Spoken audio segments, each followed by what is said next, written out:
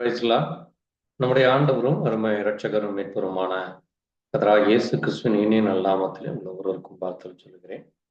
இதனுடைய பெரிதான கிருபையினாலே இந்த நல்ல நாளிலும் கூட தேவன் தம்முடைய சபையாகிய நம்மை அவர் எவ்விதமாய் இந்த நாட்களிலே நாம் அவருக்கென்று எப்படிப்பட்ட பிள்ளைகளாய் இருக்க வேண்டும், என்ன அவர் விரும்புகிறார், நாம் அப்படி அந்த விருப்பத்தின்படி இருக்கிறோமா, நாம் அவருக்காக இந்த பூமியிலே என்ன செய்து கொண்டிருக்கிறோம், அவர் இந்த நாட்களிலே வரும் பொழுது நாம் என்ன செய்ய வேண்டும் என்று தேவன் விரும்புகிற காரியங்களை நாம் செய்கிறோமா என்று அறிந்து கொள்ளும்படியாக இந்த நாளிலும் கூட விசேஷமாக நாம் வேத புத்தகத்திலிருந்து சில வார்த்தைகளை வாசித்து தேவனுக்குரிய காரியத்தை குறித்து நாம் இன்றைக்கும் சிந்திக்கலாம். இந்த நேரத்திலே வேத புத்தகத்திலே நாம் லேவியராகமம் 19ஆம் அதிகாரம் 1ஆம் வசனம் முதல் 2ஆம் வசனம் 1 மற்றும் 2 வாசித்து இந்த நாளுக்கான செய்தியை நாம் தொடர்ந்து தியானிக்க கர்த்தர் கிருபை தருவாராக. லேவியராகமம் 19ஆம் அதிகாரம். பின்னும் கர்த்தர் மோசேயை நோக்கி, நீ இஸ்ரவேல் புத்திரரின் சபை அனைத்தோடும் சொல்ல வேண்டியது என்னவெனில், உங்கள் தேவனும் கர்த்தருமாகிய நான் பரிசுத்தர், ஆகையால் நீங்களும் பரிசுத்தராய் இருங்கள் என்பதே. வாசித்த வார்த்தைகளை ஒரு நிமிஷம் கர்த்தருடைய சமூகத்திலே தாழ்த்தி நாம் ஜெபிக்கலாம். எங்களை நேசிக்கிற எங்கள் நல்ல ஆண்டவரே, கர்த்தராகிய இயேசு கிறிஸ்துவே, அப்பா, அருமையான நேரத்திலே உடைய சத்திய வார்த்தையை வாசிக்கவும் அதில் சொல்லப்பட்ட மகிமையான மகத்துவமான காரியங்களை ஆண்டவரே, அன்றைக்கு நீர் மோசையோடு கூட ஆண்டவரே அந்த இஸ்ரவேல் ஜனங்கள் எகிப்தில் அடிமைப்பட்டிருந்த நாட்களிலே அவர்கள் அடிமைத்தனத்திலிருந்து விடுதலை ஆக்கி நீர் அவர்களை ஒரு கூட்டம் ஜனங்களாய் புறப்பட பண்ணி, அவர்கள் எப்படிப்பட்ட பரிசுத்தமுள்ள ஜனங்கள், எப்படிப்பட்ட காரியங்களை செய்ய வேண்டும், நீர் அவர்களோடு கூட இருந்து என்னென்ன காரியத்தை செய்வீர் என்று அவர்களுக்கு கட்டளைகளையும் கற்பனைகளையும் கொடுத்து அந்த ஜனங்களுக்கு நீர் ஒரு ஆலோசனை கர்த்தராய், நீர் அவர்களை ஒவ்வொரு நாளும் கண்ணோக்கி பார்க்கிறவராய், வழி நடத்துறவராய் அவரோடு கூட இருந்து அந்த ஜனங்களுக்கு சொன்ன காரியங்களை குறித்து இந்த நேரத்திலும் வாசித்து, நீர் இன்றைக்கும் அதே தேவனாய், அதே கர்த்தராய், அதே சிருஷ்டிகராய், அதே பரிசுத்தருள்ள தேவனமாக இருக்கிறீர். அப்படிப்பட்ட உங்களுடைய சமூகத்திலே நாங்களும் இந்த உலகம் என்கிற அடிமைத்தனத்திலிருந்து ஆண்டவரே, நாங்கள் எங்களுடைய மனம் போன போக்கிலே நாங்கள் ஜீவித்து கொண்டிருந்த எங்களையும் நீர் அழைத்து ஆண்டவரே, உங்களுடைய வார்த்தையை நீர் எங்களுக்காக நீர் உடைய பரிசுத்த வேதத்திலே சொல்லி இருக்கிற அந்த வார்த்தைகளை இந்த நேரத்திலே வாசித்து தியானிக்க, அதற்குரிய மகிமையான மகத்துவமான காரியங்கள் எங்கள் ஜீவியத்திலே காணப்படுகிறதா, சபையிலே காணப்படுகிறதா என்று வார்த்தையின் மூலமாய் தியானிக்க நீர் கொடுத்த இந்த வேலைக்காய் நன்றி செலுத்துகிறோம். ஆவியானவர் சபைகளுக்கு சொல்லுகிறதை காதுள்ளவன் கேட்க கடவன் என்று சொல். ஆண்டவரே, எங்கள் காதுகளை நீர் திறந்ததற்காய், எங்கள் செவிகளை கேட்க பண்ணதற்காய் சோதரி. தொடர்ந்து உடைய கரம் எங்களுக்கு கிடைக்க வேண்டும். இயேசு கிறிஸ்துவின் பரிசுத்த நாமத்திலே ஆமென். கர்த்தர் தாமே உங்கள் ஒவ்வொருவரையும் ஆசீர்வதிப்பாராக.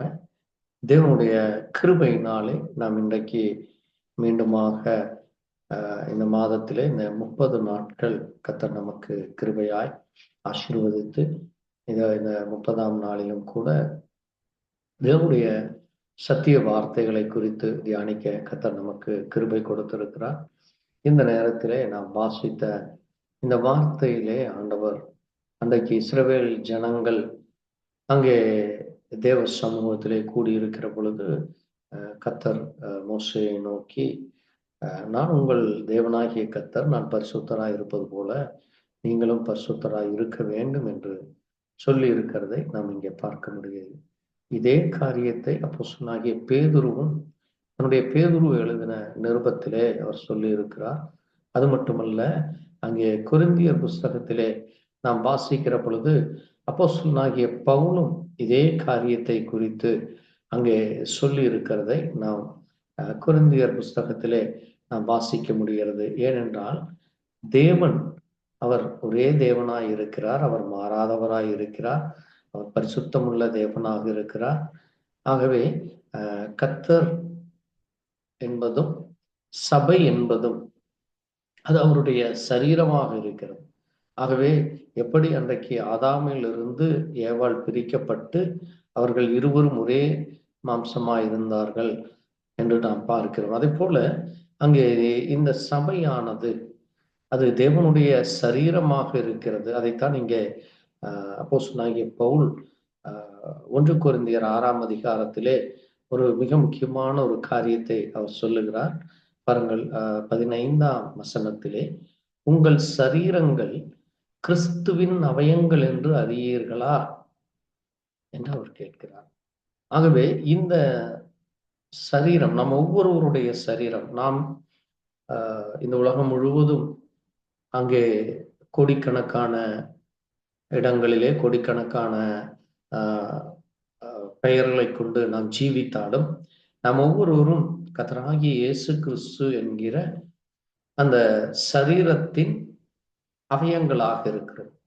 ஆகவே பாருங்கள், அங்கே பவுல் இன்னும் ஒரு மிக முக்கியமான காரியத்தை சொல்லுகிற பொழுது, உங்கள் சரீரமானது 19ஆம் வசனத்தில் அவர் சொல்லுகிறார், உங்கள் சரீரமானது நீங்கள் தேவனாலே பெற்றும் உங்களில் தங்கி இருக்கிற பரிசுத்தாவினுடைய ஆலயமாய் இருக்கிறது என்றும் நீங்கள் உங்களுடையவர்கள் அல்ல என்றும் அறியீர்களா?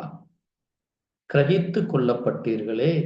ஆகையால் தேவனுக்கு உடையவைகளை உங்கள் சரீரத்தினாலும் உங்கள் ஆவியினாலும் தேவனை மகிமைப்படுத்துங்கள் என்று சொல்லி, நம்முடைய சரீரம் அது ஒவ்வொரு நாளும் அது தேவனுக்குரியது. ஆகவே இந்த சரீரமானது நாம் தேவனாலே அவர் நம்மை அவர் மீட்டெடுத்து கொண்டார், நம்மை கிரகித்து கொண்டார். அவர் கிரயமாக அவர் நம்மை பணம் கொடுத்து, அங்கே இந்த உலகத்திலே பணத்தை கொடுத்து நாம் ஒரு இடத்தை வாங்குறது போல அல்லாதபடி அவருடைய சொந்த இரத்தத்தை சிந்தி இதை அவர் மீட்டு கொண்டார். ஆகவேதான் அங்கே அங்கே அவர் சொல்லுகிற பொழுது 11ஆம் வசனத்திலே, நாம் ஒவ்வொருவரும் இந்த உலகத்திலே அந்நியர்களாக, அது மட்டுமல்ல தேவனுடைய ராஜ்யத்தை சுதந்திரிக்க முடியாதபடி அங்கே நாம் வஞ்சிக்கப்பட்டவர்களாக, வேசி மார்க்கத்தாராய், விக்கிரக ஆராதனைக்காரர், விபச்சாரராய், சுயபுணர்ச்சிக்காரரோ, ஆண்புணர்ச்சிக்காரரோ, திருடரோ, பொருளாசைக்காரரோ, வெறியரோ, உதாசீனம், கொள்ளைக்காரர், இப்படிப்பட்டவர்களாக நாம் ஒரு கால் இருந்திருப்போம். ஆனால் இப்பொழுது நாம் கர்த்தராகிய இயேசு கிறிஸ்துவின் நாமத்தினாலே நாம் தேவனுடைய இரத்தத்தினாலும் தேவனுடைய ஆவியினாலும் நாம் கழுவப்பட்டு பரிசுத்தமாக்கப்பட்டு இன்றைக்கு நாம் நீதிமான்கள் ஆக்கப்பட்டு இருக்கிறோம். ஆகவே நம்முடைய சரீரம் அது தேவனுக்குரியதாக இப்பொழுது மாறி இருக்கிறது. ஏனென்றால் நாம் தேவனை குறித்து அறியாத நாட்களிலே அந்த சரீரம் அது உலகத்துக்குரிய சரீரமாய் ஒரு அடிமைத்தனத்தின் சரீரமாக இருந்தது. ஆகவேதான் இன்றைக்கு நம்ம ஒவ்வொருவரும் நாம் கிறிஸ்தவர்கள் என்று சொல்லுகிறோம்.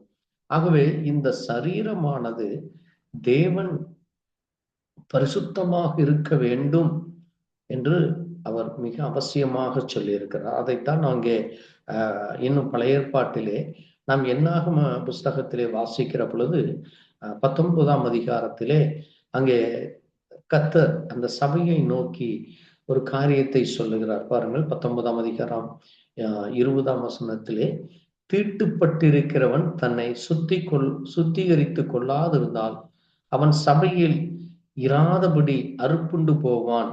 அவன் கர்த்தரின் பரிசுத்த ஸ்தலத்தை தீட்டுப்படுத்தினான். தீட்டுக்களிக்கும் ஜலம் அவன் மேல் தெளிக்கப்படாதனால் அவன் தீட்டுப்பட்டிருக்கிறான் என்று அங்கே சொல்லப்பட்டிருக்கிறது. பாருங்கள், பழைய ஏற்பாட்டிலே அங்கே அன்றைக்கு தீட்டு என்றும் அங்கே பழி செலுத்துவதென்றும் அங்கே அது மட்டுமல்ல அங்கே பாவ மன்னிப்புக்காக பரிகாரத்திற்காக இப்படிக்காக அவர்கள் ஒவ்வொரு காரியங்களுக்காக அவர்கள் பழி செலுத்தி கொண்டு வந்தார். அங்கே அவன் தீட்டுப்பட்டிருந்தால் அதற்காக அவன் அது ஒரு சில காரியங்களை செய்து அவன் அந்த பிராயச்சித்தமாக அங்கே ஆடுகளையும் மாடுகளையும் இன்னும் பிற செயல்களை செய்து அவன் அங்கே தேவ சமூகத்திலே மறுபடியுமாக அவன் சேர்த்து கொள்ளப்படுவான். அப்படி அவன் செய்யப்பட்டாலே ஒழிய அவன் மறுபடியுமாக அந்த சபையிலே சேர்த்து கொள்ள மாட்டார்கள். ஆனால் இன்றைக்கு நாம் இந்த உலகத்திலே நாம் தீட்டுப்பட்டு இருந்தோம். ஆனால் எப்பொழுது தேவனுடைய இரத்தத்திலே கழுவப்பட்டு மீட்கப்பட்டோமோ, நாம் எப்பொழுது தீட்டுப்பட்டவர்கள் அல்ல, நாம் தேவனுடைய அந்த சரீரத்திலிருந்து வந்த அவருடைய சரீரமானது அங்கே மரணத்திலே அங்கே மூலமாக அவருடைய சரீரத்திலிருந்து தண்ணீரும் இரத்தமும் வந்தது என்று வேதத்திலே பார்க்கிறோம். ஆக அவருடைய சரீரத்திலிருந்து வந்த அந்த தண்ணீர், அது இன்றைக்கு நாம் ஞானஸ்நானமாக அதை நாம் எடுத்துக்கொள்கிறோம். அது நமக்கு அங்கே ஜலத்தினாலே நாம் கழுவப்பட்டவர்களாக, அவருடைய இரத்தத்தினாலே அங்கே கழுவப்பட்டவர்களாக, நாம் மீட்கப்பட்டவர்களாக இன்றைக்கு நாம் பரிசுத்தம் உள்ளவர்களாக இருக்கிறோம். ஆகவேதான் தேவன் நம்மை அங்கே அவருக்கு பிரியமான காரியங்களை, அவருக்கு விருப்பமான காரியங்களை செய்ய நம் தேவ சமூகத்திலே நம்மை தாழ்த்த வேண்டியவர்களாக இருக்கிறோம். அதைத்தான் அங்கே எஸ்ரா புத்தகத்திலே கூட நாம் வாசிக்கிற பொழுது, அன்றைக்கு ஜனங்கள் அங்கே தவறு செய்து, அங்கே தேவனுக்கு விரோதமான காரியங்களை செய்து, அங்கே அவர்கள் பாபிலோன் என்கிற ராஜ்யத்திலே ஆண்ட அந்த ராஜாக்கள் இவர்களை வந்து அடிமைப்படுத்தி இவர்களுக்குள்ள எல்லாவற்றையும் அவர்கள் அங்கே களவாடி சென்று விட்டு, அது மட்டுமல்ல இவர்களையும் அவர்கள் அடிமைப்படுத்தி கொண்டு வைத்திருந்தார்கள். அப்படிப்பட்ட அடிமைத்தனத்தில் இருந்த அவர்கள் அங்கே தேவ கிருபையினாலே மறுபடியுமாக அங்கே மீண்டுமாய் இஸ்ரவேல் புத்திரர்கள் தங்களுடைய பட்டணங்களுக்கு திரும்பும்படியாக தேவன் இரக்கம் பாராட்டினார். அப்படிப்பட்ட அந்த நேரத்திலே அங்கே எஸ்ரா சொல்லுகிற ஒரு மிக முக்கியமான ஒரு காரியம் என்ன என்று பார்க்கிற பொழுது 10ஆம் அதிகாரத்திலே அங்கே அந்த ஜனங்களை நோக்கி அவர் சொல்லுகிறார். அங்கே மிக முக்கியமான ஒரு காரியத்தை நாம் வாசிக்க முடிகிறது.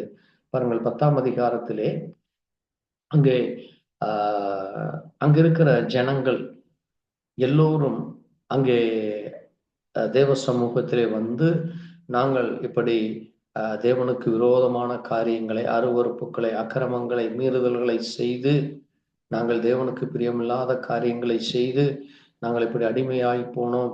அங்கே தேவனுக்கு காரியத்தினாலே எங்களுடைய பிள்ளைகளும் எங்களுடைய முன்னோர்களும் அக்கிரமத்தினாலும் அநியாயத்தினாலும் அவர்கள் நிர்மூலமாய் போனார்கள். தேவ கோபம் எங்கள் மேல் இருக்கிறது, ஆகவே எங்களை மன்னியும் என்று சொல்லி அறிக்கையிட்டு அழுது தேவனுடைய ஆலயத்துக்கு முன்பாக அங்கே அவர்கள் தங்களும் புருஷர்களும் ஸ்திரீகளும் பிள்ளைகளுமாக அங்கே பெரிய சபையாய் கூடி வந்து அங்கே ஒருவர் அழுது கொண்டு அங்கே அவர்கள் மிகவும் இங்கே துக்கத்தோடு பாரத்தோடு அங்கே நிற்கிறதை பார்க்க முடியும்.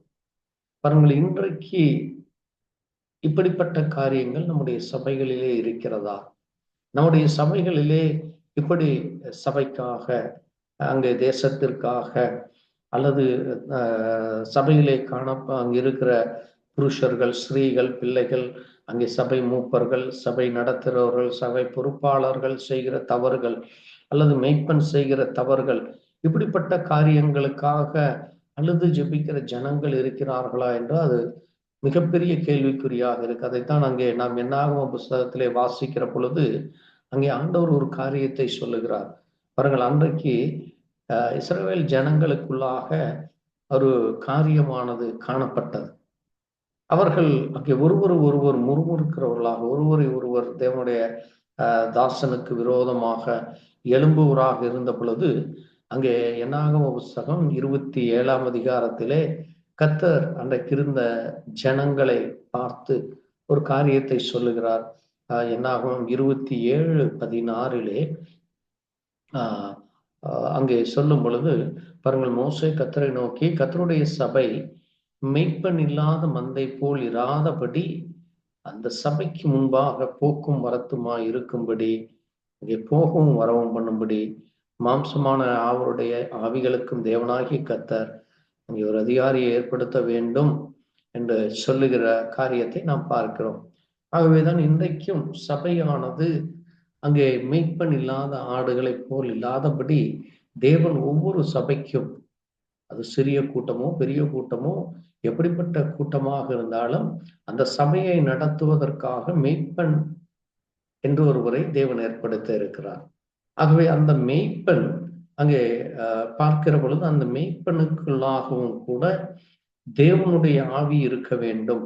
அது மட்டுமல்ல, அந்த மெய்ப்பன் அந்த சபை முழுவதையும் அங்கே தேவனுடைய வார்த்தைக்காக வைராக்கியமாய் நிற்கிற ஜனங்களுக்காக அவர் ஜெபிக்கிறவராக, அந்த ஜனங்களுக்காக முன் சென்று காரியங்களை நடத்துகிறவர்களாகவும், அது மட்டுமல்ல, சபையார் எல்லோரும் அங்கே 20ஆம் வசனம் சொல்லி இருக்கிறது, சபையார் எல்லோரும் அவனுக்கு கீழ்ப்படித்து அவனை கனத்திலும் மரியாதையிலும் அங்கே செய்ய வேண்டும் என்று அங்கே நாம் பார்க்க முடிகிறது. இப்படிப்பட்ட காரியங்கள் இன்றைக்கு எல்லா சபைகளிலும் காணப்படுகிறதா?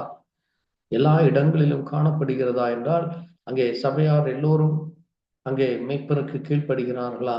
அங்கே மேய்ப்பருக்குரிய கனத்தை கொடுக்கிறார்களா? மரியாதையை கொடுக்கிறார்களா என்றால், அது இன்றைக்கு மிகப்பெரிய கேள்விக்குறியாக இருக்கிறது.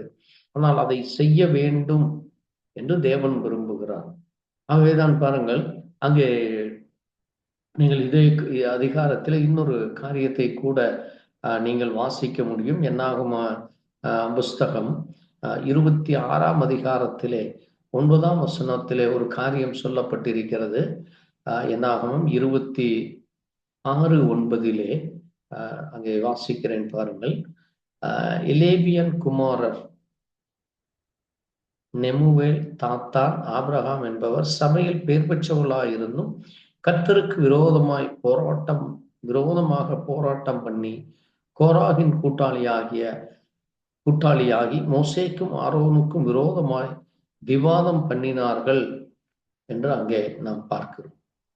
அவர்கள் இன்றைக்கும் இப்படி அங்கே மோசே அன்றைக்கு ஒரு மிகப்பெரிய ஒரு தலைவனாக இருந்தார். ஆரோனும் அங்கே அந்த சபைக்கு அவர் ஒரு பிரதான ஆசாரியனாக, அவர்தான் அந்த சபையை வழிநடத்துகிற ஒரு மிக முக்கியமான ஒரு பொறுப்பிலே இருக்கிறார்.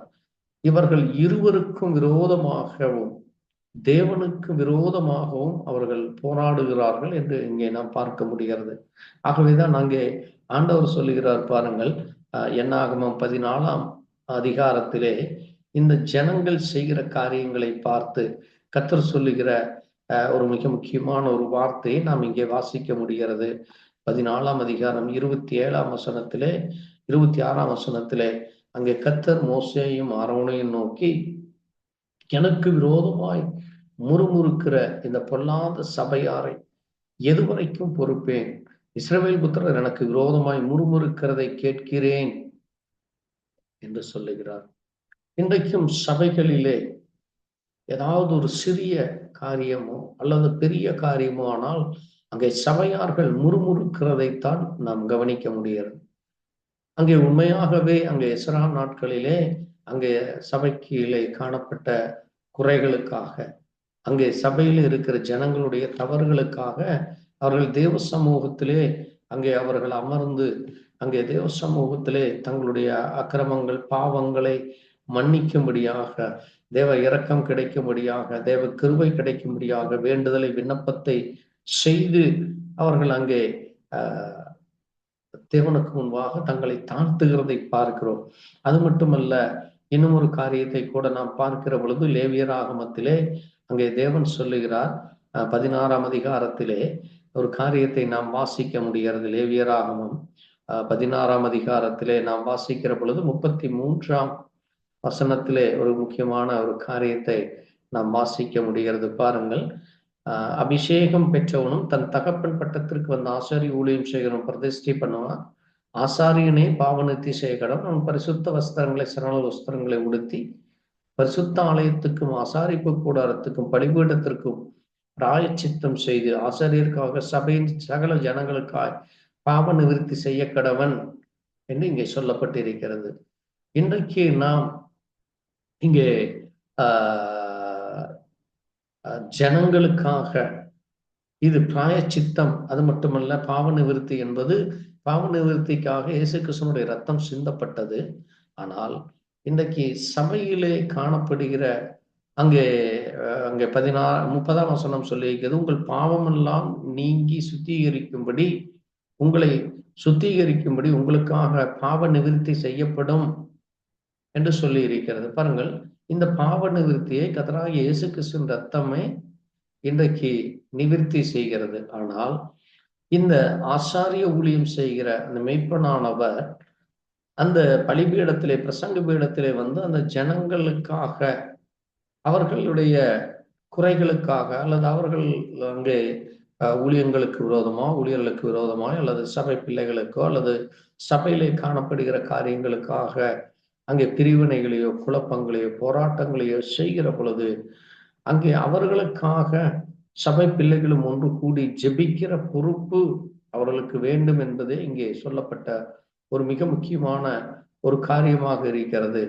ஏனென்றால் அங்கே 29ஆம் வசனம் சொல்லி இருக்கிறது, சுதேசியானாலும் உங்களிலே தங்கணும் பரதேசியானாலும் தங்கள் ஆத்துமாக்களை தாழ்மைப்படுத்துவதும் அங்கே மிக முக்கியமான ஒரு காரியமாக இருக்க வேண்டும் என்று சொல்லப்படுகிறது. அங்கே பாருங்கள், நாம் இன்றைக்கு நாம் சுதேசியாக அல்லது நாம் பரதேசியாக அல்லது தேவனுடைய சமூகத்திலே வர தகுதி இல்லாதவர்களாக இருந்தோம்.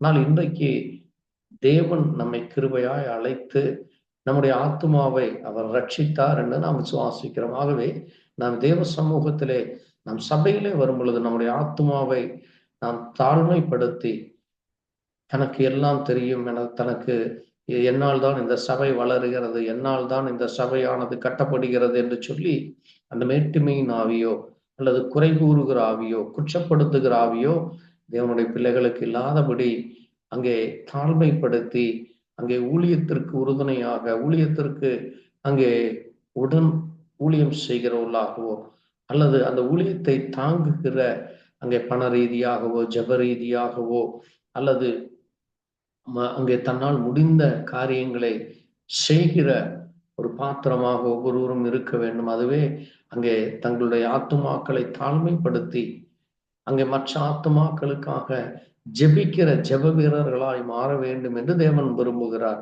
ஆகவேதான் பாருங்கள், தாவீது கூட சொல்லும் பொழுது அங்கே சங்கீத புத்தகத்திலும் மற்ற நேரங்களிலே அவர் சொல்லுகிற பொழுது அங்கே தேவனுடைய சமூகத்திலே தன்னை தாழ்த்தி அங்க இருக்கிற எல்லா ஜனங்களுக்காக அங்க வருகிற ஒவ்வொரு பிள்ளைகளுக்காக தேவ சமூகத்திலே அங்கே ஸ்தோத்திரம் செய்வதும் தேவனை கனப்படுத்துவதும் தேவனை மகிமைப்படுத்துவதும், அது மட்டுமல்ல தேவ கிருபையை நினைத்து தேவனுடைய வார்த்தைகளை நினைத்து அங்கே சதா காலமும் தேவனை மகிமைப்படுத்துகிற ஒரு சாட்சியுள்ள ஜீவியம் அங்கே காணப்பட்டதை நாம் அங்கே சங்கீத புத்தகம் முழுவதும் நான் காண முடிகிறது.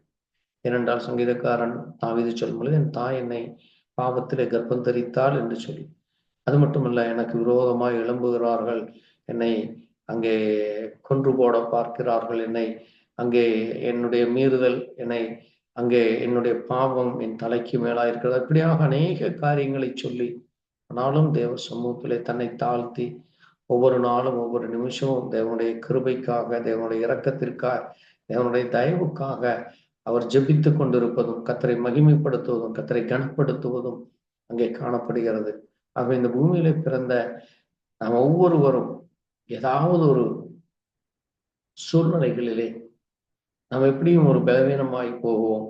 ஆனால் அந்த பலவீனத்தை நினைத்து அல்லது ஏதாவது ஒரு காரியத்தை குறித்து குறை சொல்லி கொண்டு அல்லது மற்றவர்களை குற்றப்படுத்தி கொண்டிருக்கிறார், அப்படிப்பட்ட அந்த பொல்லாத சிந்தை நமக்குள்ளாய் வரக்கூடாது. ஏனென்றால் அங்கே வேதத்திலே நமக்கு ஒரு சில நபர்கள் செய்த காரியங்கள் நமக்கு அது ஒரு சாட்சியாக இருக்கிறது. நாம் அங்கே என்னாகம புஸ்தகத்திலே 16ஆம் அதிகாரத்திலே வாசிக்கிற பொழுது இங்கே ஒரு கூட்டம், ஒரு சிறு கூட்டம், இந்த லேவிக்கு பிறந்த கோராகு என்பவனும், அது மட்டுமல்ல அங்கே தாத்தான், அபிராம், இப்படி இந்த 3 கூட்டத்தார்கள் சுமார் 250 பேர் அங்கே மோசேக்கும் ஆரோனுக்கும் விரோதமாக கூடி அவர்களை நோக்கி, நீங்கள் மிஞ்சி போகிறீர்கள், சபையோர் எல்லோரும் பரிசுத்தமானவர்கள், அவர்கள் கர்த்தர் நடுவிலே இருக்கிற பொழுது நீங்கள் கர்த்தருடைய சபைக்கு மேலாய் உங்களை நீங்கள் உயர்த்துகிறீர்கள், நீங்கள் உங்களை பெருமைப்படுத்துகிறீர்கள், அது மட்டுமல்ல நீங்கள் தான் இதையெல்லாம் செய்ய வேண்டும், நீங்கள் தான் தூபம் காட்ட வேண்டும், நீங்கள் தான் அந்த பரிசுத்தமான காரியத்தை செய்ய வேண்டும் என்று சொல்லி உங்களை மேன்மைப்படுத்தி கொண்டிருக்கிறீர்கள்.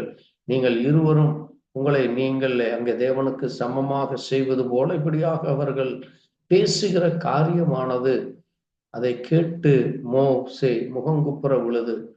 அங்கே மோசே அது ஒரு பெரிய ஒரு காரியமாக அங்கே அவனுக்கு காணப்பட்டது. ஆகவே பாருங்கள், அங்கே தேவ சமூகத்திலே நாம் ஒன்றாக கூடி கர்த்தர் யாரை தெரிந்து கொள்கிறாரோ அவர்கள் அங்கே அக்கினிகளை போட்டு அங்கே தேவ சமூகத்துக்கு முன்பாக நாம் நிற்கலாம். அங்கே யார் அப்படி கர்த்தருடைய காரியத்தை அங்கே தேவன் அங்கீகரிக்கிறாரோ அவர்கள் அங்கே தேவனாலே அங்கீகரிக்கப்பட்டவர்கள் என்று சொல்லி அங்கே இந்த 2 குழுவாக அங்கே இந்த 250 பேர் ஒரு குழுவாகவும் ஆரோனும் அவனுடைய குடும்ப பிள்ளைகளுமாக சேர்ந்து இவர்கள் அங்கே நிற்கிறதை நாம் அங்கே பார்க்க முடிகிறது. பாருங்கள், இங்கே கர்த்தருடைய கோபம், ஏனென்றால் இவர்கள் செய்கிற காரியங்கள், இவர்கள் பேசுகிற காரியங்கள் அது கர்த்தருக்கு விரோதமாய் காணப்பட்டபடியால் பாருங்கள், அங்கே 20ஆம் வசனத்திலே கர்த்தர் மோசேயோடும் ஆரோனோடும் பேசி, இந்த சபையை பிரிந்து போங்கள், ஒரு நிமிஷத்திலே நான் அவர்களை அதமாக்குவேன் என்று சொல்லுகிறதை நாம் பார்க்க முடிகிறது. பாருங்கள், ஏனென்றால் அவர்கள் தேவனுக்கு விரோதமாக மட்டுமல்ல, தேவனாலே நியமிக்கப்பட்ட அந்த ஊழியனுக்கு விரோதமாக அவர்கள் எழும்புகிறதையும், அவர்களுடைய கிரியைகள் தேவனுக்கு அது ஒரு மற்ற பிரஜாதிகள் மத்தியிலே அது அவருடைய நாமத்தை நிந்திக்கிறவும் அதை அவமானப்படுத்துகிற ஒரு செயலாக இருக்கிறது. ஆகவேதான் அவனுடைய மரணமானது அது இன்றைக்கும் பேசப்படுகிற ஒரு மிக முக்கியமான ஒரு காரியமாக இருக்கிறது. ஏனென்றால் அவர்கள் நின்ற இடமானது அது பிளந்து, அந்த பூமி அது பிளந்து அவர்கள் அப்படியே உயிரோடே பாதாளத்தில் இறங்கினார்கள். பூமி அவர்களை மூடி போட்டது. இப்படி சபையின் நடுவிலே அழிந்து போனார்கள் என்று அங்கே 33ஆம் வசனம் சொல்லியிருக்கு. பாருங்க, 32ஆம் வசனத்திலே பூமி தன் வாயை திறந்து அவர்கள் வீடுகளையும் கோராக்குரிய எல்லா மனிதர்களையும் அவனுக்குண்டான சகல பொருட்களை விழுங்கி போட்டது என்று சொல்லப்பட்டது. அவர்கள் அதை தொடர்ந்து இன்னொரு முக்கியமான காரியத்தை நாம் பார்க்கிற பொழுது, அந்த சபையாரும் இங்கே இவர்களுக்கு விரோதமாக எழும்புகிறார்.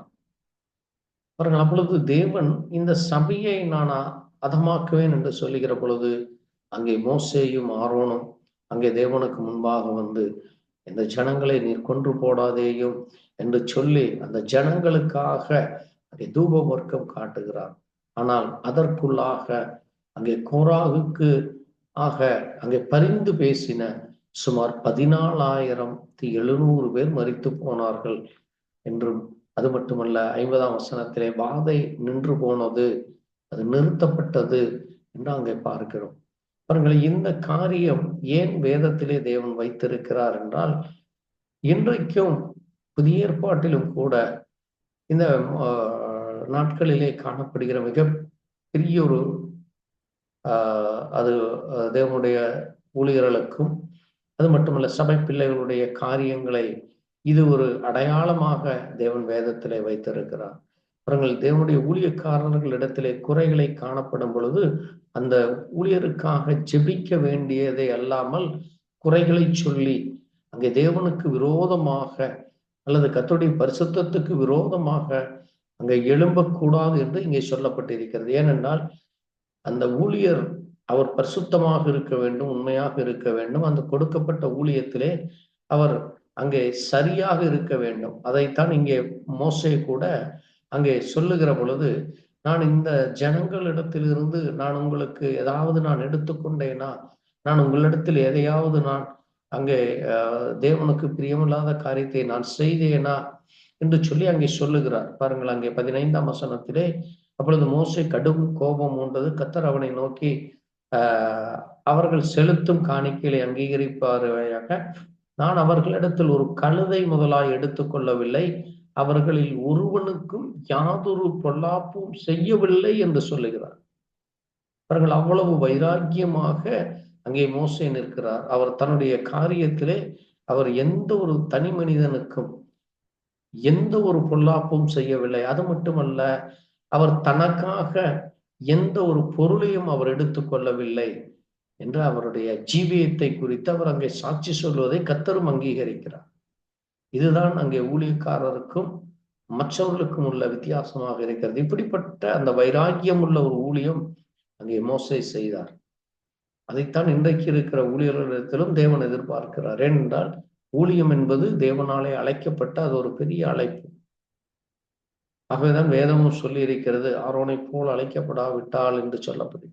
பாருங்கள், ஆரோன் அந்த ஊழியத்திற்காக அழைக்கப்பட்ட மோசேயும் அதை போல தேவனாலே அழைக்கப்பட்டு தேவனுக்காக ஒரு வைராக்கியம் உள்ள ஒரு ஊழியக்காரராக இருந்தார்.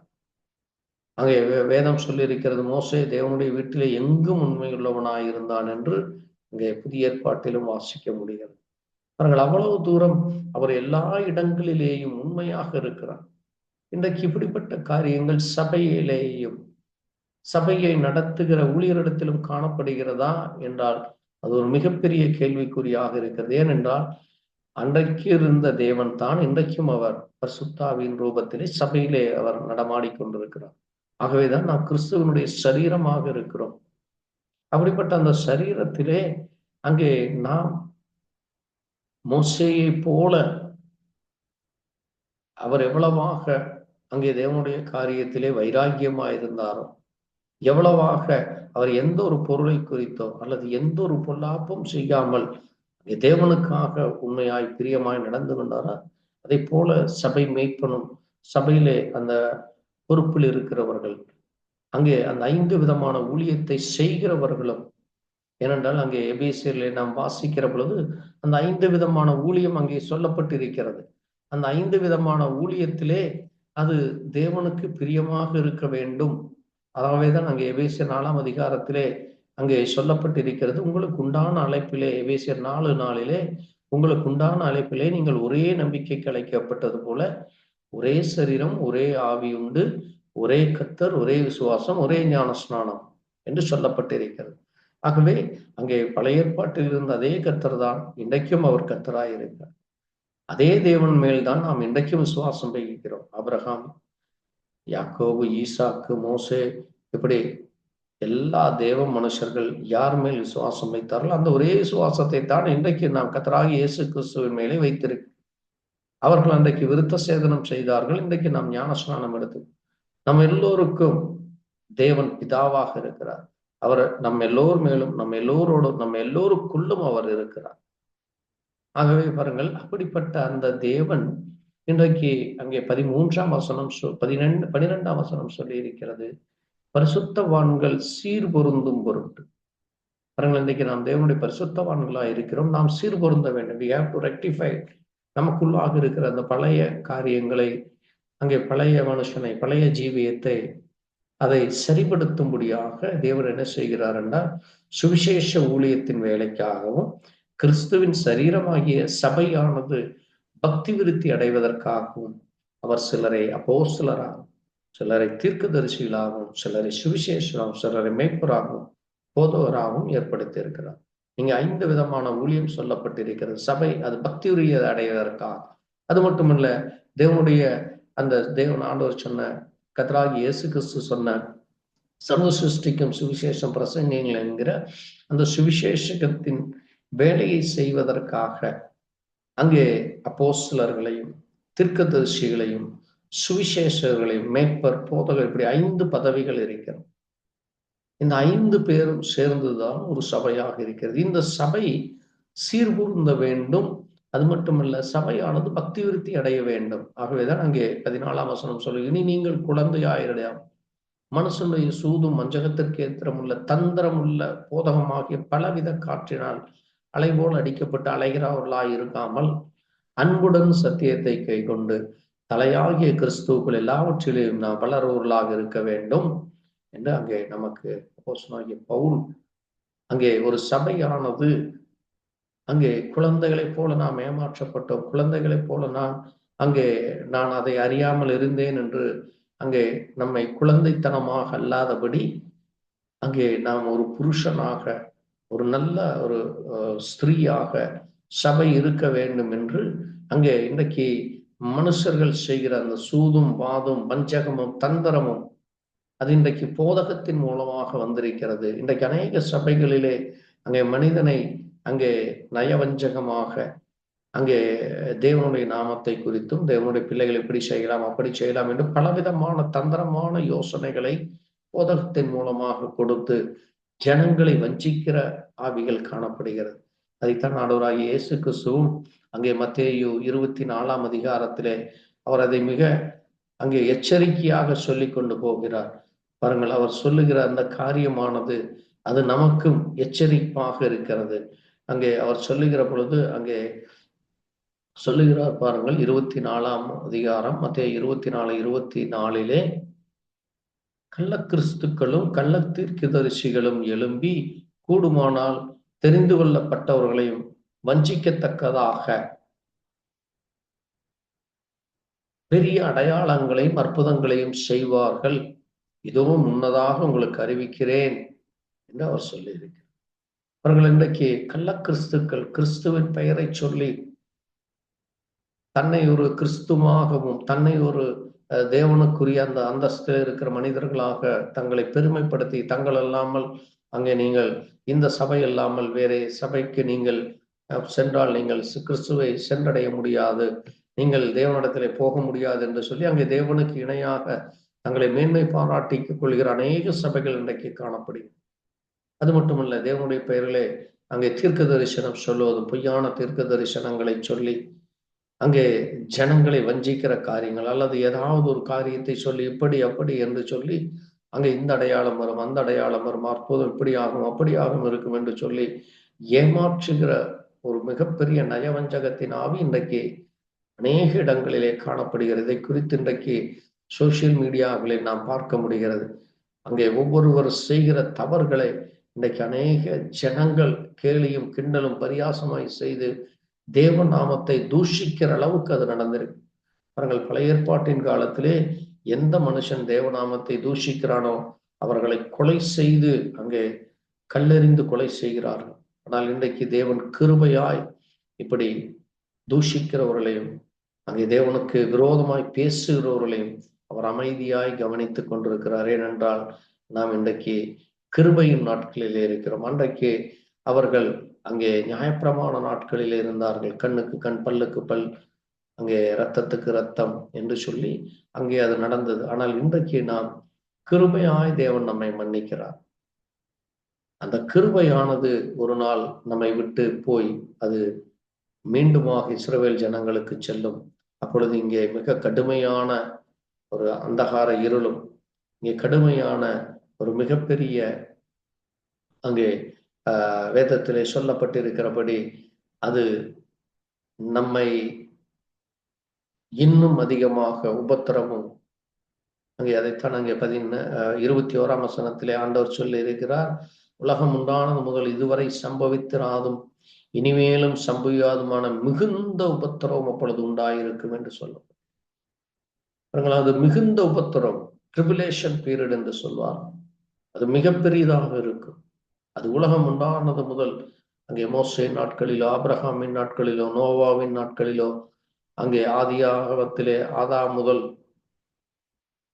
இதுவரை நடந்திராத மிக கடுமையான ஒரு உபத்திரம் உண்டாக போகிறது. ஏனென்றால் பிரஜாதிகளுக்கு இருந்த அந்த கிருபையானது அங்கே இஸ்ரவேல் ஜனங்களுக்குள்ளாக செல்லப்படுகிறது.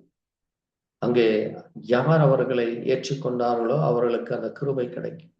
யார் அவர்களை மறந்து உலக காரியங்கள் உலக மேன்மைகள் உலகத்திலே காணப்படுகிற இந்த நயவஞ்சகத்தின் ஆவிகளுக்கும் கள்ள கிறிஸ்துக்களுக்கும் கள்ள தீர்க்கதரிசிகளுக்கும் செவி கொடுத்து அதன் பின்னாக செல்கிறார்களோ அவர்களுக்கு மிகப்பெரிய ஒரு உபத்திரவ காலம் ஒன்று மிக கடுமையாக இந்த பூமியிலே வரப்போகிறது. அது தேவன் அதை முன்குறித்து சொல்லி இருக்கிறார். ஆகவே ஆண்டவர் சொல்லுகிறார் பாருங்க, இவைகளெல்லாம் சம்பவிக்கும் முன்னே இந்த சந்ததி ஒளிந்து போகாது, வானமும் பூமியும் ஒளிந்து போம், என் வார்த்தைகளை ஒளிந்து போவதில்லை. அந்த நாளையும் நாளையும் பிதா ஒருவர் தவிர வேறு ஒருவனும் அறியார் என்று சொல்லி இருக்கிறார். அங்கே அது மட்டுமல்ல, அவர் அநேக அடையாளங்களை கொடுக்கிறார். அவர் அந்த நாளிகை எப்பொழுது வரும், அதற்கு முன்பாக என்னென்ன நடக்கும் என்று சொல்லி அவர் சொல்லி இருக்கிறார். ஆகவே நாம் இன்றைக்கு மிக எச்சரிக்கையாக இருக்க வேண்டும். நாம் சபையிலே இருக்கிறோம், சபையிலே நான் ஒரு விசுவாசி, சபையிலே நான் ஒரு ஊழியக்காரன், சபையிலே பொறுப்பாய் இருக்கிறேன் என்று சொல்வது மட்டுமல்ல, நம்முடைய ஜீவியமானது தேவன் சொன்ன ஜீவியமாக, தேவன் விரும்புகிற ஜீவியமாக இருக்கிறதா, தேவனுக்கு பிரியமானதாக இருக்கிறதா என்று நாம் கவனிக்க வேண்டும். ஏனென்றால் எபேசியரிலே அங்கே அப்போஸ்தலனாகிய பவுல் சொல்லுகிற ஒரு முக்கியமான காரியத்தை நாம் பார்க்கிறோம். எபேசியர் 5ஆம் அதிகாரத்திலே அவர் சொல்லுகிறார் பாருங்கள், 20ஆம் வசனத்திலிருந்து வாசிக்கிறேன். நம்முடைய கர்த்தராகிய கிறிஸ்துவின் நாமத்திலே எப்பொழுதும் எல்லாவற்றுக்காக தேவனை ஸ்தோத்தரித்து தெய்வ பயத்தோடு ஒருவருக்கொருவர் கீழ்ப்படிந்திருங்கள். மனைவிகளே கர்த்தருக்கு கீழ்ப்படுகிறது போல உங்கள் சொந்த புருஷனுக்கு கீழ்ப்படியுங்கள். கிறிஸ்து சபைக்கு தலையாய் இருக்கிறார். பாருங்கள், ஒவ்வொரு சபை இன்னைக்கு இவர் சபைக்கு தலைவர், அவர் சபைக்கு தலைவர், எங்கள் சபைக்கு இவர்தான் தலைவர் என்று இன்றைக்கு மனிதர்களை பெருமை பாராட்டி கொண்டிருக்கிறார்கள். ஆனால் ஒரு கிறிஸ்து சபை என்றால், ஒரு சபை இருக்கும் என்றால் அதற்கு தேவனாகிய கர்த்தராகிய இயேசு கிறிஸ்துவே தலையாக இருக்கிறார். யார் அவரை மேன்மைப்படுத்தி, யார் அவரை மகிமைப்படுத்தி அவருடைய தலைமையின் கீழ் நடக்கிறதோ அங்கே தேவன் இரக்கம் பாராட்டி அந்த சபையானது தேவனுக்கு பிரியமான காரியங்களை செய்யும். அதைத்தான் அங்கே அவர் சொல்லுகிறார். ஆகையால் சபையானது கிறிஸ்துவுக்கு கீழ்ப்படுகிறது போல மனைவிகளும் சொந்த புருஷர்கள் எல்லா காரியத்திலும் கீழ்ப்பட்டு இருக்க வேண்டும். அது மட்டுமல்ல, அங்கே அவர் சொல்லுகிறார் பாருங்கள், கரைதிரை முதலான ஒன்றும் இல்லாத பரிசுத்தமும் பிழையற்றதுமான மகிமையுள்ள சபையாக அதை தமக்கு முன்பாக நிறுத்திக் கொள்வதற்கு அவர் தம்மைத்தாமே ஒப்பு கொடுத்தார் என்று சொல்லும். பாருங்கள், ஒரு சபையானது அது பரிசுத்தமும் பிழையற்றதுமான மகிமையுள்ள சபையாக அங்கே தேவன் கொண்டு போய் நிறுத்தப் போகிறார். அதற்காகத்தான் இன்றைக்கு சபையை அவர் சுத்திகரித்துக் கொண்டிருக்கிறார். சபையிலே காணப்படுகிற குறைகளை, குற்றங்களை தேவன் ஒவ்வொரு நாளும் மன்னித்துக் கொண்டிருக்கிறார். ஆனால் ஜனங்களாகிய நம்ம ஒவ்வொருவரும் அங்கே நாம் கீழ்ப்படிதலோடு, பயத்தோடு, ஞானத்தோடு, புத்தியோடு நடக்கிறோமா, தேவனுக்கு பிரியமாய் நடக்கிறோமா என்று நாம் கவனிக்க வேண்டியவர்களாக இருக்கிறோம். ஏனென்றால் தேவன் நம்மை பரிசுத்தத்திற்கு அழைத்திருக்கிறார், கீழ்ப்படிதலுக்கு அழைத்திருக்கிறார். நம்முடைய சரீரத்திற்கு தேவனாகிய கர்த்தருக்கு நாம் பயத்தோடும் நடுக்கத்தோடும் கபடில்லாதபடி ஒவ்வொரு காரியத்திலும் நாம் உண்மையாக இருக்க வேண்டும் என்று தேவன் விரும்புகிறார். அது மட்டுமல்ல, இந்த பூமியிலே காணப்படுகிற எல்லா தந்திரங்களுக்கும் நாம் ஞானமாய், பிரியமாய், பரிசுத்தமாய் நடக்க தேவன் நமக்கு இரக்கம் கொடுத்திருக்கிறார். ஆகவேதான் அங்கே ஒரு சபையானது அது எல்லா நாளும் தேவனுக்கு பிரியமாக இருக்க வேண்டும். அதுமல்லமல்ல, சபை கூடு வருகிறதை நாம் விட்டுவிடக்கூடாது என்று சொல்லி இன்றைக்கு அநேகர் சபை கூடுகிற காரியங்களில் ஏதாவது ஒரு காரணங்களை சொல்லி அங்கே வருடத்திற்கு ஒரு முறை செல்வதும் அல்லது நாங்கள் ஜெபித்துக் கொண்டிருக்கிறோம், நாங்கள் இதை செய்கிறோம், அதை செய்கிறோம் என்று அங்கே ஐக்கியப்படுவதில்லை. சபை கூடுவது என்றால் அங்கே ஒருவரை ஒருவர் ஐக்கியப்படுவது. அங்கே பழைய ஏற்பாட்டிலே நாம் பார்க்கிற பொழுது அங்கே வருடத்திற்கு அநேக பண்டிகைகளை கர்த்தர் கொடுத்து ஜனங்கள் ஒன்றுபட, ஜனங்கள் ஒன்று கூட இப்படியாக அவர்களுக்கு அங்கே 7 பண்டிகைகளும், அது மட்டுமல்ல அங்கே அநேக காரியங்களை கர்த்தர் அந்த பழைய ஏற்பாட்டிலே செய்து அவர்கள் அங்கே மாதத்தின் 1ஆம் நாளும், அது மட்டுமல்ல 7ஆம் நாள், இப்படியாக அநேக காரியங்களை செய்து அவர்கள் ஒன்றுபட்டு தேவனை ஆராதிக்க, துதிக்க அந்த காரியத்தை அவர் பழைய ஏற்பாட்டிலே அங்கே இஸ்ரவேல் ஜனங்களுக்கு செய்தார். ஆனால் இன்றைக்கு இப்படிப்பட்ட காரியங்கள் இருக்கிறதா என்றால் அது மிக குறைவானதாகத்தான் இருக்கிறது. ஆகவே தேவனுடைய பிள்ளைகளாகிய நாம் பழைய ஏற்பாட்டிலே சொல்லப்பட்டது அந்த காலத்திற்கு, இந்த காலத்திற்கு அதற்கும் இல்லை. நாம் விசுவாசித்தால் மட்டும் போதும், நாம் வீட்டிலே இருந்து கொண்டு ஜெபிக்கலாம், நாம் சபைக்கு செல்ல வேண்டியதில்லை, அல்லது இப்படி செய்தால் போதும், அப்படி செய்தால் போதும் என்று இன்றைக்கு அநேக கள்ள உபதேசங்கள், கள்ள போதகங்கள், கள்ள கிறிஸ்துவனுடைய அபிஷேகம் பெற்றவர்கள் இன்றைக்கு சபையை வஞ்சித்துக் கொண்டும் தேவனுடைய பிள்ளைகளை தவறான வழியில நடத்தி கொண்டும் இன்றைக்கு இருக்கிறார்கள். ஆகவேதான் வேதம் நமக்கு எச்சரிக்கிறது. அங்கே எபிரேயர் 10:25 நாம் அந்த காரியத்தை விட்டு விலக கூடாது, சபை கூடுவதை விட்டு விலகாதிருங்கள் என்று எபிரேயர் 10ஆம் அதிகாரத்திலே நான் ஒரு முறை கூட அந்த வசனத்தை வாசிக்கிறேன்.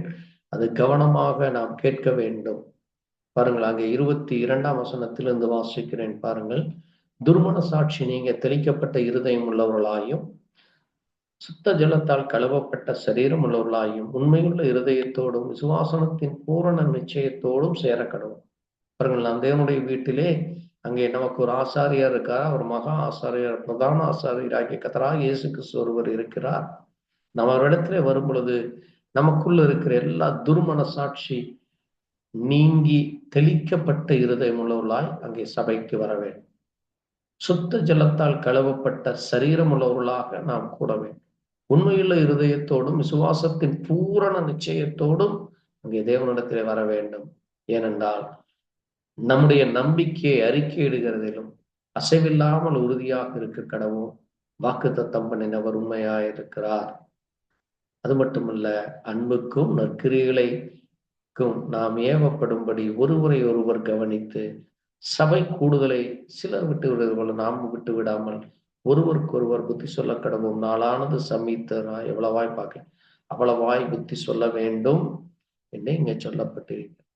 பாருங்கள், நாம் ஒருவரை ஒருவர் கவனித்து என்று சொல்லி நமக்குள்ளாக அந்த ஏவுதல் இருக்க வேண்டும்.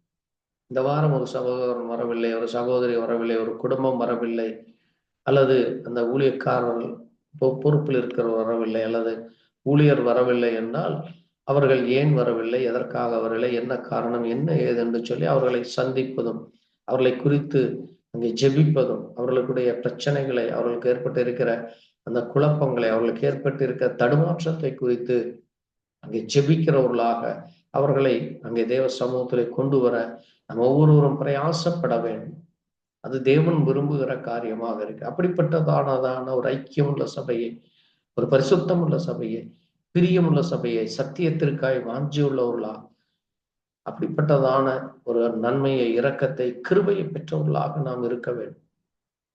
சபையிலே ஒரு கால் அங்கே வியாதி காணப்படுமானால் அங்கே நாம் வாசிக்கிற பொழுது பாருங்கள், அங்கே யாக்கோபு சொல்லும் பொழுது, யாக்கோபு 5ஆம் அதிகாரத்திலே அவர் சொல்லுகிறார், உங்களில் ஒருவன் வியாதிப்பட்டால், 14ஆம் வசனம், யாக்கோபு 5:14 சொல்லப்பட்டிருக்கிறது. 13 நான் வாசிக்கிறேன். உங்களில் ஒருவன் துன்பப்பட்டால் ஜெபம் பண்ண, ஒருவன் மகிழ்ச்சியா இருந்தால் சங்கீதமா, உங்களில் ஒருவன் வியாதிப்பட்டால் அவன் சபையின் முப்பொருளை வரவேற்பானா, அவள் கர்த்தருடைய நாமத்திலே அவனுக்காக ஜெபம் பண்ண. விசுவாசம் உள்ள ஜெபம் பிணியாளியை ரட்சிக்கும். கர்த்தர் அவனை எழுப்புவார். அவன் பாவம் செய்தால் அவனுக்கு மன்னிக்கப்படும். நீங்கள் சொஸ்தம் உடையும்படி உங்கள் குற்றங்களை ஒருவருக்காய் ஒருவர் ஜெபம் பண்ணுங்கள். நீதிமான் செய்யும் ஊக்கமான வேண்டுதல் மிக பலனுள்ளதாக இருக்கு. இங்கே ஐக்கியம் இல்லை என்றால், அங்கே ஒருவருக்குடைய தவறுகளை, ஒருவருடைய குற்றங்களை நாம் மன்னிப்பதற்கு நமக்கு அங்கே நாம் இடம் கொடுக்கவில்லை என்றால் எப்படி அங்கே நாம் ஜெபிக்க முடியும்? எப்படி நாம் ஒருமனப்பட முடியும்? ஏனென்றால் இங்கே நாமத்துல 2 பேர் 3 பேர் கூடுகிறார்கள், அங்கே நான் நடுவே இருக்கிறேன். ஆகவே தேவ சபையிலே நாம் கூடுகிற இடத்துல அங்கே ஒரு மனம் இருக்க வேண்டும், அங்கே ஒரு சிந்தை இருக்க வேண்டும், அங்கே பரிசுத்தம் இருக்க வேண்டும். அங்கே குற்றப்படுத்தி கொண்டோ, குறைகளை சொல்லிக் கொண்டோ, அங்கே கலகம் செய்து கொண்டோ, அல்லது மற்றவர்களுக்கு விரோதமாய் நாம் முறுமுறுக்கிறவர்களாக இல்லாதபடி அங்கே அந்த குற்றங்களை மன்னிக்கிறவர்களா அந்த மனப்பான்மையை கர்த்தரிடத்திலே நாம் பெற்றுக்கொள்ள, அவர்களுக்காக நாம் அறிக்கையிட்டு ஜெபிக்கிறவர்களாக, ஒருவருக்காய் ஒருவர் ஜெபிக்கிறவர்களாக இருக்க தேவன் நமக்கு வேதத்திலே சொல்லி இருக்கிறார். அது இன்னைக்கும் அது காணப்பட வேண்டும். ஒவ்வொரு சபையிலும் அது காணப்பட வேண்டும். அதுவே உண்மையான சபை, அதுவே தேவன் வாஞ்சிக்கிற சபை. அப்படிப்பட்ட சபைதான் அங்கே கர்த்தருடைய சமூகத்திற்கு வரும்.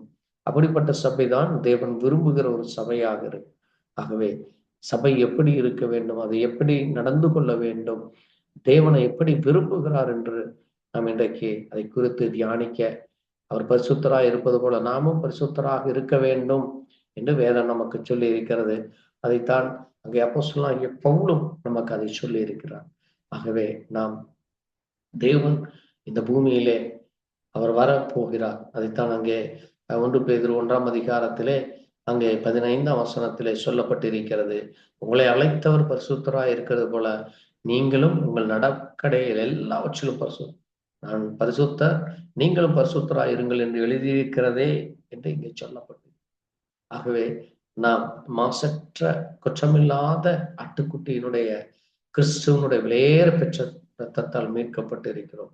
ஆகவே நாம் தேவன் மேல் உள்ள விசுவாசம், நம்பிக்கை, அங்கே தேவன் நம்மை மரித்தோரிலிருந்து எழுப்பினார் என்று அந்த அந்த நம்பிக்கையோடு நீங்கள் மாயமற்ற சகோதர சிநேகித உலோகம் ஆகும்படி ஆவியினாலே சத்தியத்திற்கு கீழ்ப்படிந்து உங்கள் ஆத்துமாக்களை சுத்தமாக்கி கொண்டபடியா சுத்த இருதயத்தோட ஒருவரில் ஒருவர் ஊக்கமாய் அன்பு கூறுங்கள் என்று சொல்லி இருக்கு. அவர்கள் ஒருவரில் ஒருவர் அன்பு கூற வேண்டும். அதைத்தான் ஆண்டவரும் சொல்லும் பொழுது அங்கே யோவான் எழுதின புஸ்தகத்திலே 1 யோவானிலே அங்கே தேவன் தன்னை குறித்து அவர் தேவனுடைய பிள்ளைகள் யார், அவர்கள் எப்படி இருப்பார்கள் என்று சொல்லி இருக்கிறார். வாசிக்கிறேன் பாருங்கள். யோவான் 1 யோவான் 2ஆம் அதிகாரத்திலே அவர் சொல்லுகிற பொழுது, அவருடைய வசனத்தை கைக்கொள்ளுகிறவன் இடத்தில் தேவ அன்பு மெய்யாகவே பூரணப்பட்டிருக்கும், நாம் அவருக்குள் இருக்கிறோம் என்பதை இதனால் அறிந்திருக்கிறோம் என்று சொல்லி. ஆகவே பாருங்கள், தேவன் நமக்கு சொன்ன வார்த்தைகளை, வசனங்களை நாம் கை கொண்டு அந்த மெய்யான அன்பில் நமக்குள்ள பூரணப்பட்டிருக்குமானால் அதுவே தேவனுடைய பிள்ளைகள் என்பது அது நமக்கு ஒரு அடையாளமாக இருக்கு. பாருங்கள், தன் சகோதரனிடத்தில் அன்பு கூறுவன் ஒளியில் நினை கொண்டிருக்கிறான், அவனிடத்தில் இடரல் இல்லை என்று சொல்லும். ஆகவே நம்முடைய சகோதரன் என்பது அது நம்முடைய சபைக்கு வருகிற ஒவ்வொரு விசுவாசிகளையும், ஒவ்வொரு தேவ பிள்ளைகளையும் அது குறிக்கிறதாக. ஆகவே நாம் ஒருவர்களோடு அன்பு கூறுவர்களாய், நாம் தேவனுடைய அந்த ஒளியிலே நடக்கிறவர்களாக இருக்க வேண்டும். ஆகவே நாம் தேவனுடைய பிள்ளைகளாகிய நாம் ஒவ்வொருவரும் தேவனுக்காக பரிசுத்தம் உள்ள பிள்ளைகளா, தேவனுடைய பிள்ளைகளாக நாம் அழைக்கப்பட்டு இருக்கிறோம். ஆகவே பாருங்கள், நாம் தேவனுடைய வார்த்தையின்படி அவர்களை நிலைத்திருக்கிறேன் என்று சொல்லுகிறவன் அவன் பாவம் செய்கிறவனா இல்ல, பாவம் செய்யாதவனா, வஞ்சிக்கப்பட்டவனா இல்ல, வஞ்சிக்கப்படாது இருக்க ஞானத்தோடு புத்தியோடு நடக்கிறவனாக இருக்க வேண்டும். பாருங்க, அதைத்தான் நாங்கள் 1 யோவான் 3ஆம் அதிகாரத்திலே சொல்ல இருக்கிறார். தேவனால் பிறந்த எவனும் பாவம் செய்யான், ஏனெனில் அவருடைய வித்து அவனுக்குள் தரித்திருக்கிறது, அவன் தேவனால் பிறந்தபடியால் பாவம் செய்ய மாட்டான் என்றும் நாம் ஒருவரில் ஒரு அன்பு கூற வேண்டும் என்பதை நீங்கள் ஆதி முதல் கேள்விப்பட்ட விசேஷமாயிருக்கிறது. ஆகவே பாருங்கள், அங்கே சகோதரத்தில் அன்பு கூறும் மரணத்தை விட்டு நீங்கி அங்கே நாம் ஜீவனுக்கு உட்பட்டு இருக்கிறோம் என்று சொல்லி இருக்கிறது. ஆகவே தேவனுடைய பிள்ளைகளாகி நாம் தேவனுடைய ஜீவனாலே நாம் அன்பு கூறுகிறவர்களாய், உங்களுக்காக ஜெபிக்கிறவர்களாய், ஐக்கியம் கொள்ளுகிறவர்களாய், உண்மையுள்ளவர்களாய், நீதி செய்கிறவர்களாக, பிரியமுள்ளவர்களாய் நடக்க கர்த்தர் நம்ம மேல் இரக்கம் பாராட்டும். அப்படிப்பட்ட சபையை தேவன் விரும்புகிறார். அப்படிப்பட்ட சபையே தேவனுடைய சபையாக, அந்த சபைதான் தேவனோடு கூட என்னென்னைக்கும் இருக்கிற அங்கே நித்திய ராஜ்யத்திலும் தேவனோடு கூட இருக்கிற அப்படிப்பட்ட சபையாயிருக்கும். அந்த சபைக்காய் தேவன் நம்மை முன் குறித்திருக்கிறார். ஆகவே அவர் நீதியுள்ளவராய், உண்மையுள்ளவராய், பரிசுத்தமுள்ளவராய், பிரியமுள்ளவராய், அன்பு கூறுவார் போல நாமும் இருக்க வேண்டும். அதுவே தேவன் பரிசுத்தராய் இருப்பவரோட நாமும் பரிசுத்தராய் இருக்க வேண்டும் என்ற காரியமாக இருக்கிறது.